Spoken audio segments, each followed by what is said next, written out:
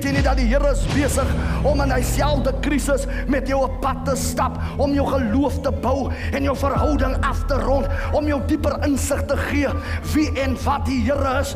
Maar as jy ander kant deur is, dan lig die Here die juk en hy laat jou vrykom. When you are prayerless, you are defenseless. En ek wil jy moet dit bewus raak dat wanneer jy iets release in die atmosfeer, dit moet ontplof.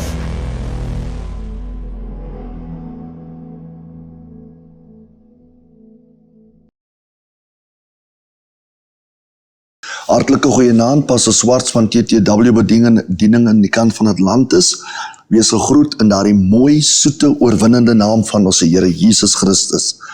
Ek is weer eens so dankbaar en bly dat ek weer vanaand die voorreg en geleentheid het om saam met die kykers van Suid-Afrika natuurlik 'n goddelike woord te kan deel.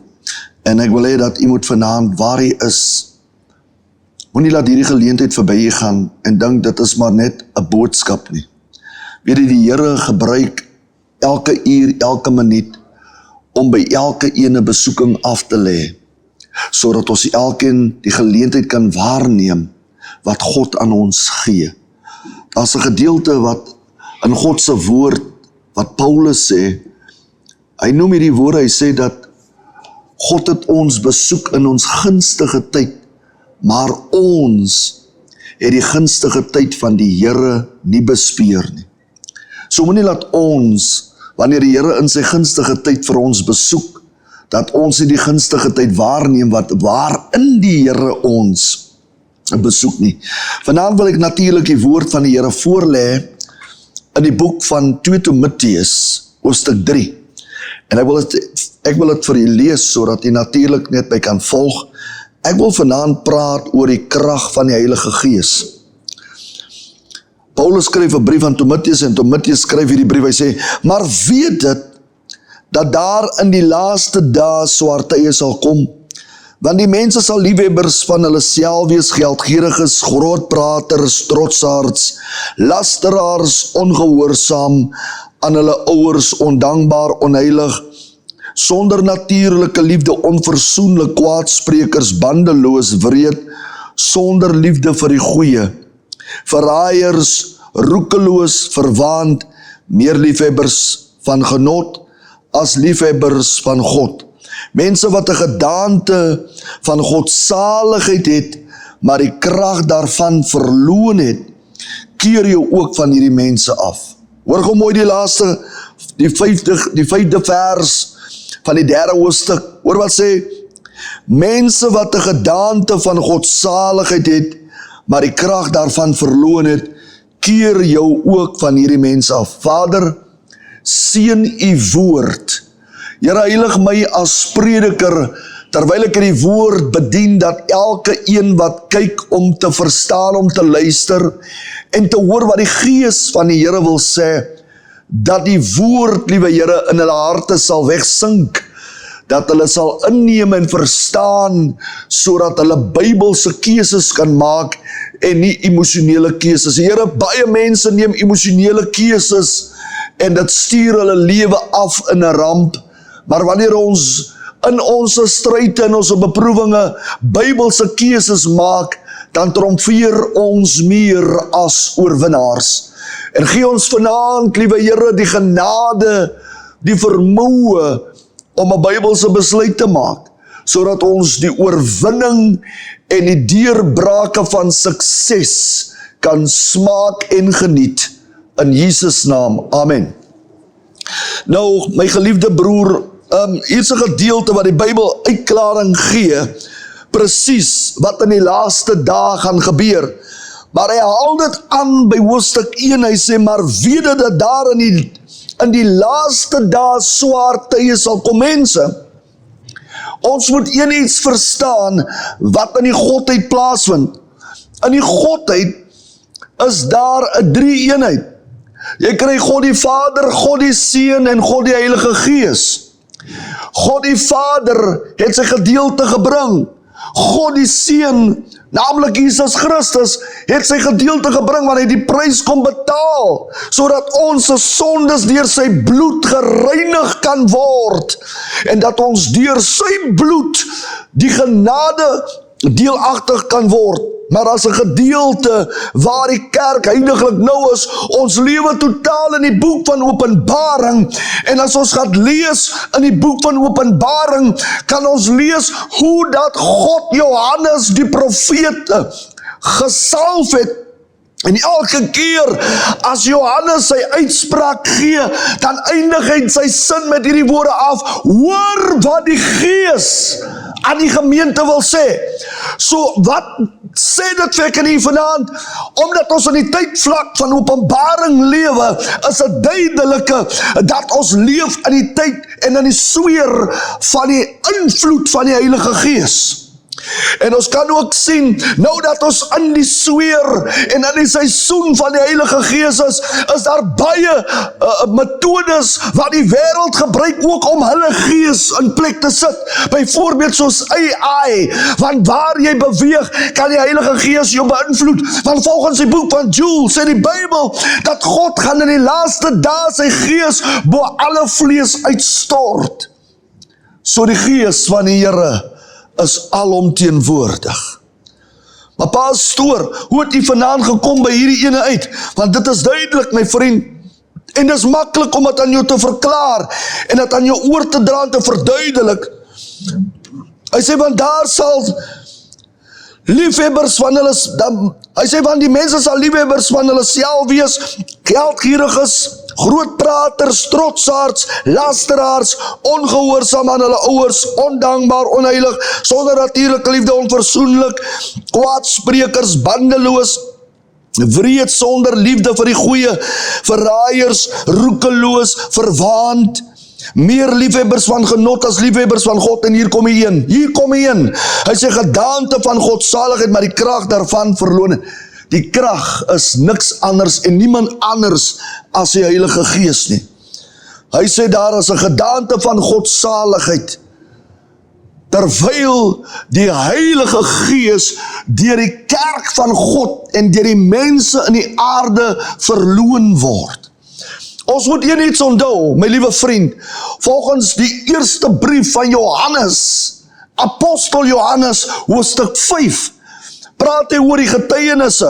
Hy sê daar is 3 wat sal getuig in die hemel, en daar is 3 wat sal getuig in die aarde. En daai 3 wat getuig in die hemel is die Vader, die Seun en die Heilige Gees. Maar die 3 op die aarde, die bloed, die water en die Gees. So die Heilige Gees is gekies om 'n getuie vir ons te wees. Maar kom ons kyk, wat doen Jesus in die boek van Johannes? Hy sê, dit is vir my voordelig dat ek moet gaan, want as ek gaan ek 'n ander trooster na julle stuur, naamlik die Heilige Gees, hoor gou mooi, en hy sal julle lei in die volle waarheid. En wat sal hy nog doen? Hy sal julle leer, hy sal julle bekwam, en wat sal hy nog doen? Hy sal julle oortuig van sonde en ongeregtigheid. Die Heilige Gees kla ons nie aan nie, want Satan is die aanklaer. Maar die Heilige Gees oortuig ons, sodat jy tot oortuiging kan kom, dat jy 'n sondaar is, en dat jy jou moet bekeer tot die Here, jou Maker, jou God. My liewe vriend, maar hoe gebeur dit, pastoor?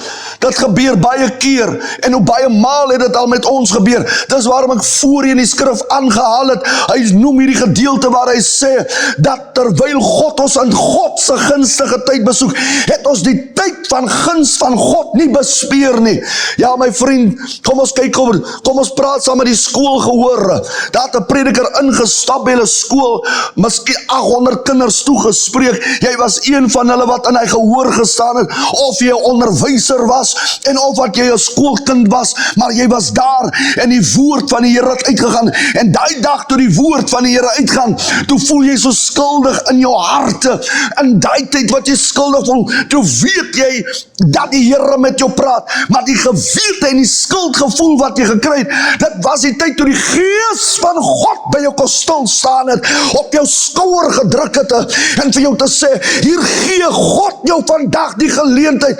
Die Gees van God het jou in die uur, in die dag en die minuut, het die Gees van God jou besoek, en die Gees het sy werk gedoen. Hy het jou oortuig van jou sonde. Hy het jou nie aangekla nie, hy het jou oortuig van jou sonde.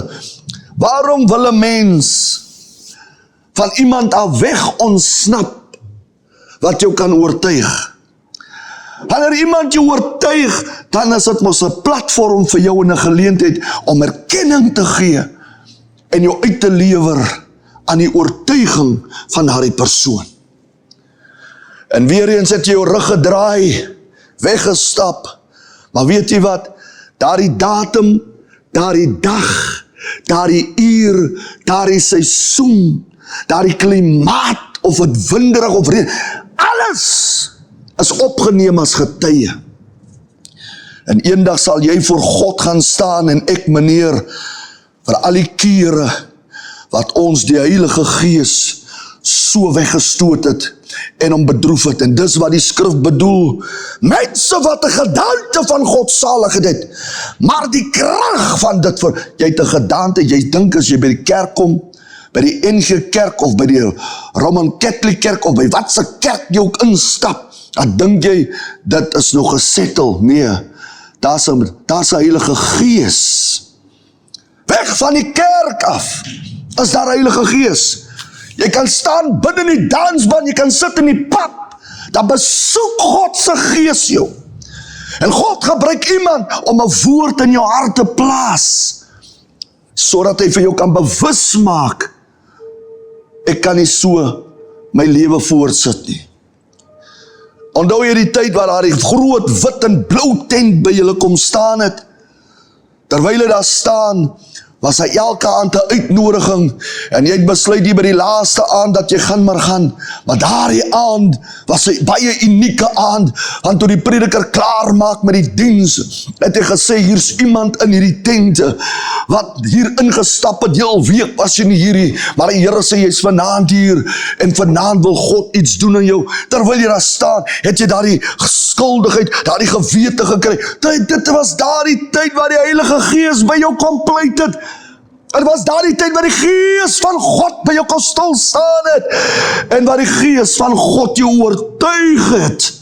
Jou uur het gekom. Maar die Bybel sê, mense wat 'n gedaante van godsaligheid het, maar die krag van die godsheid het hulle verloon. Die krag van die godheid, met ander woorde, godheid is 'n woord, is 'n daad, is 'n aksie.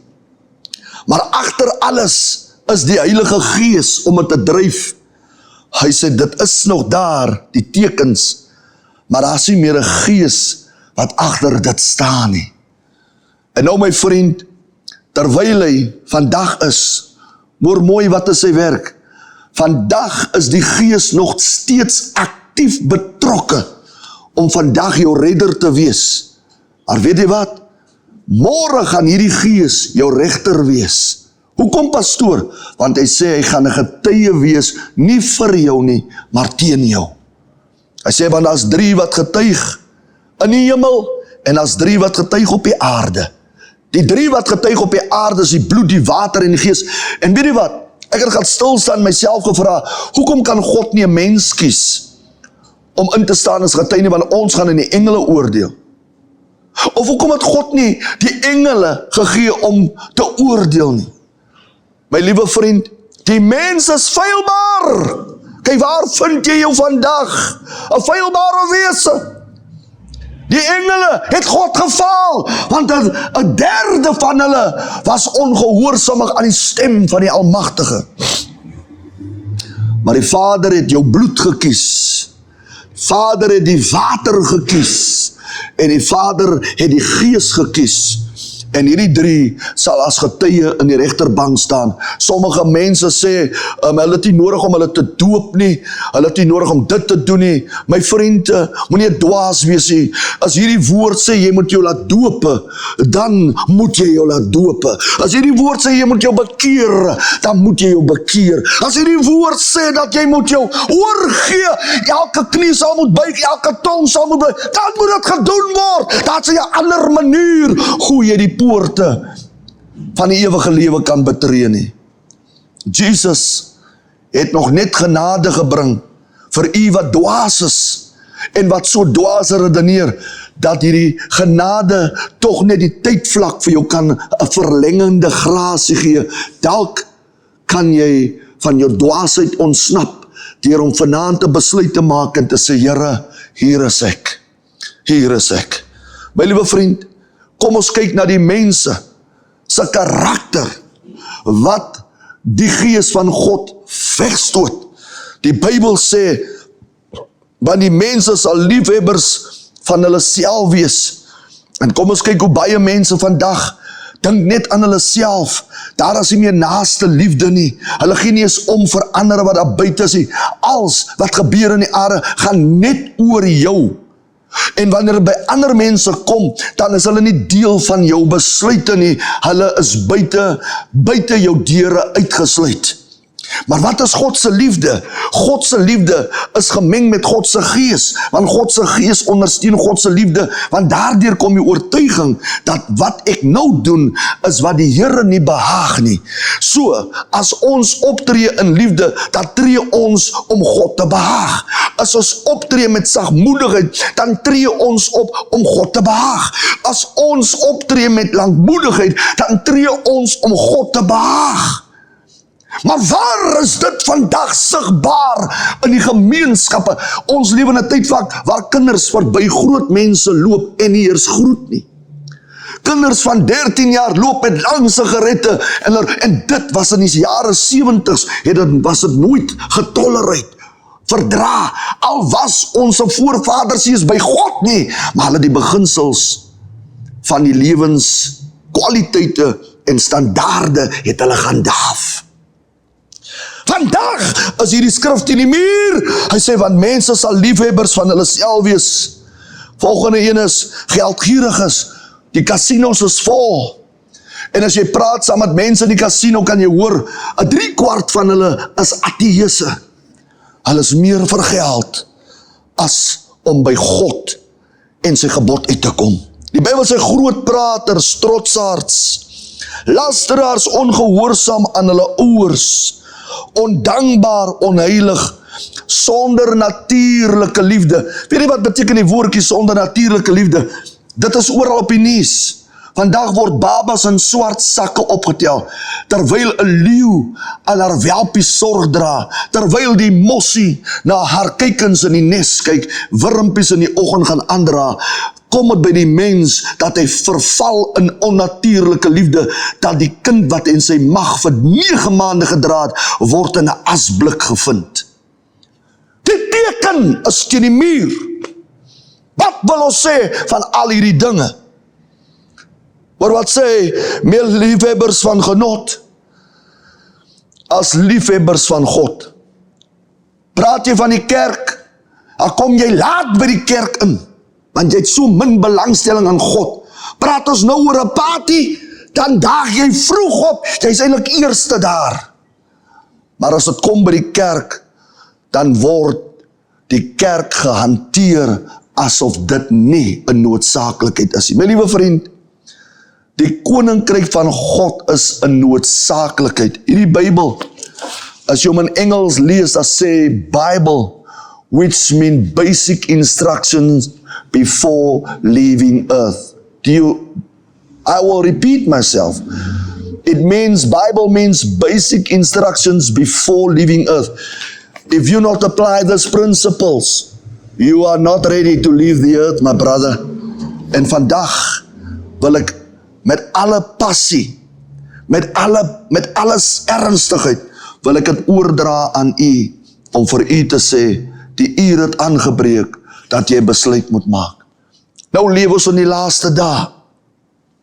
Die wêreld is besig om strukture in plek te sit, sodat die anti-kris kan regeer en manipuleer.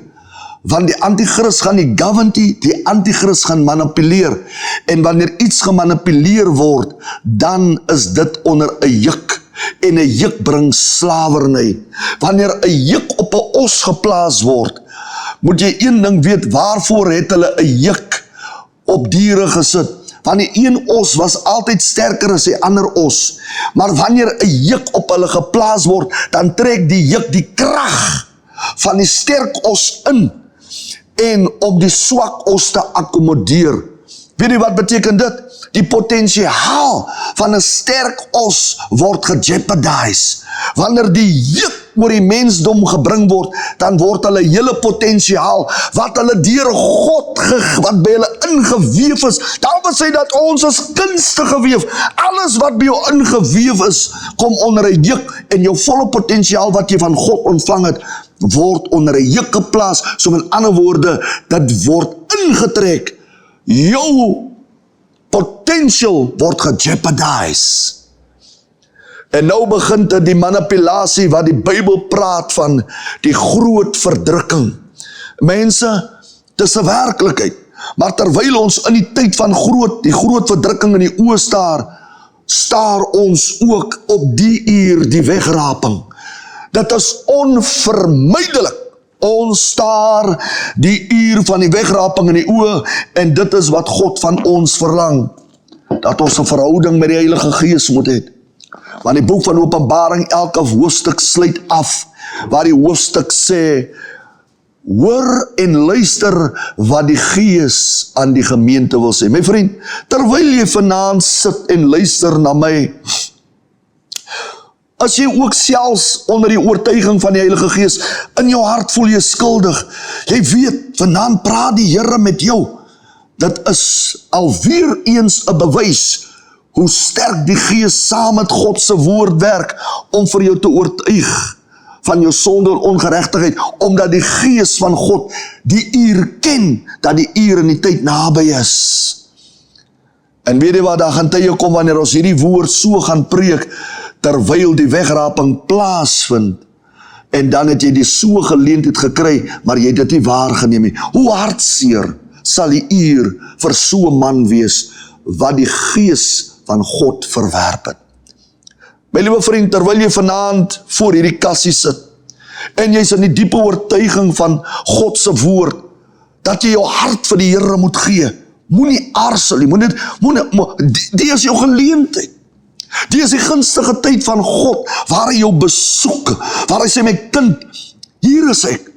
Baie van ons sê, Paul, maar ek wil eers dit regmaak, ek wil eers daai regmaak, ek wil eers die drank los, ek wil eers dit los, nee, die Bybel sê, kom net soos jy is. En dis waarom die Gees van die Here so betrokke is, want jy het nie 'n môre nodig nie. Jy het 'n divine moment het jy nodig, en jou divine moment is nou. Jou divine moment is nou. Dis nou die uur en dis nou die tyd wat God jou gee om jou besluit te maak. My liewe vriend, terwyl jy daar sit, wil jy nie vanaand kom stil raak. Ek wil vanaand vir jou gebed doen. Ek wil jou lei na die Here toe. Ek het jou vanaand voorgestel aan die Heilige Gees, voorgestel aan die Vader, voorgestel aan Jesus. Vanaand wil ek jou lei na die Here toe.